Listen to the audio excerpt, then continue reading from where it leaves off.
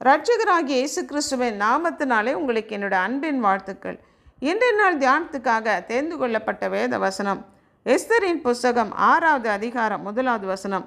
அந்த ராத்திரியிலே ராஜாவுக்கு நித்திரை வராதபடியினால் கால வர்த்தமானங்கள் எழுதியிருக்கிற நடபடி புஸ்தகத்தை கொண்டு வரச் சொன்னான். அது ராஜ சமூகத்தில் வாசிக்கப்பட்டது. அந்த ராத்திரியிலே ராஜாவுக்கு நித்திரை வராதபடியினாலே, எந்த ராத்திரி ராஜாவுக்கு தூக்கம் வரல அப்படின்னா, மொர்தெகாயை தூக்கி போடும்படிக்காக ஆமான் 50 முழ உயரமான தூக்குமரம் செய்த அந்த நாள் ராத்திரியில் ராஜாவுக்கு தூக்கம் வராததுனால நடபடி புஸ்தகத்தை கொண்டு வர சொல்லி வாசிக்க சொன்னபோது, வாசல் காவலாளரின் 2 பிரதானிகளான பிக்தானாவும் தேரேசும் ராஜாவை கொலை செய்யும்படிக்காக திட்டமிட்ட செய்தி மொர்தெகாய்க்கு தெரிய வந்து, அது எஸ்தர் மூலமாக ராஜாவுக்கு அறிவிக்கப்பட்ட போது அதை அவர்கள் விசாரித்து அது உண்மை என்று கண்டறிந்து அந்த 2 பிரதானிகளையும் தண்டித்த செய்தி அந்த கால வர்த்தமானங்கள் அடங்கிய நடபடி புஸ்தகத்திலே எழுதியிருந்ததை வாசிக்க கேட்ட ராஜா, இதற்கான கனமும் மேன்மையும் மொர்தெகாய்க்கு செலுத்தப்பட்டதா என்று விசாரித்து அது இல்லை என்று தெரிந்து கொண்டான்.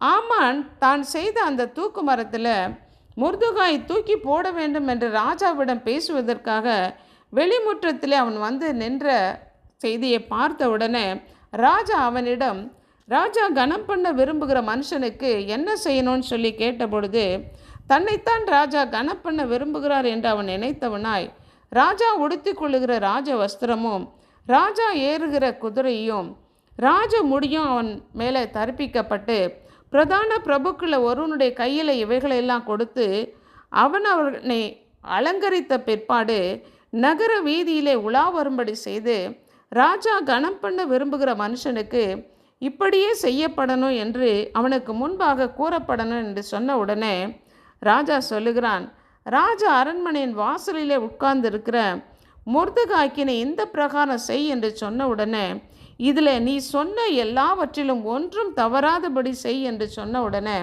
அவன் மனம் புழுங்கினவனாக ராஜாவின் கட்டளையின்படி அவன் செய்தான். அவன் வந்தது மொர்தெகாயை கொலை செய்ய ராஜாவிடம் பேச, ஆனால் அப்படியாக மாறிவிட்டது. அவனை கொலை செய்ய முற்பட வந்தவன் இப்பொழுது அவனை கனம் பண்ணுகிறவனாக, அவனே கூட அவனை கூட்டிகிட்டு போய் எல்லா இடத்துலையும் நகர வீதியிலே வந்து ராஜா கனம் பண்ண விரும்புகிற மனுஷனுக்கு இப்படி தான் செய்யணும்னு சொல்லி அவன் வாயிலாகவே சொல்லும்படியான அந்த மேன்மையை கர்த்தர் கொடுத்தார். ஒருவேளை இந்த மேன்மை அவன் செய்த காரியம் பல ஆண்டுகளுக்கு முன்பதாக அவன் செய்தான். அப்பொழுது அவனுக்கு அந்த மேன்மை கிடைக்கல.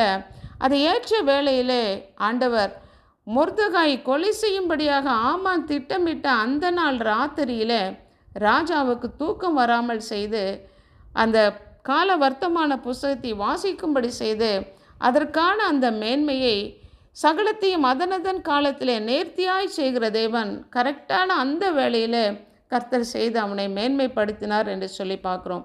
ஒருவேளை அவனுக்கு முன்பதாகவே அந்த மேன்மை கிடைத்திருந்ததானா, இப்பொழுது மொர்தெகாயை கொலை செய்யும்படிக்காக ஆமான் சொல்லுவது ஒருவேளை ராஜா கேட்டு அவனை தூக்கில் போட்டிருந்திருக்கலாம். ஆனால் சகலத்தையும் நேர்த்தியாய் செய்கிற தேவன், சகலவற்றையும் அறிந்த தேவன், நம்முடைய வாழ்க்கையில் நடக்கிற ஒவ்வொரு சம்பவத்தையும் அறிந்த தேவன், நமக்கு ஏற்ற விதத்தில் செய்ய வல்ல தேவன். அதே போல் நமக்கும் கூட ஏற்ற வேளையிலே நமக்கு ப்ரமோஷன் கிடைக்கலையே, நம்ம செய்த காரியத்துக்கான மேன்மை நமக்கு கனம் கிடைக்கலே என்று ஏங்கி கொண்டு இருக்கலாம். ஆனால் ஆண்டவர் அதற்கேற்ற பலனை நமக்கு கொடுக்க வல்ல தேவன். அன்புள்ள ஆண்டவரே, எங்களுடைய மேன்மையும் கனமும் உம்முடைய கரத்தில் இருக்கிறது.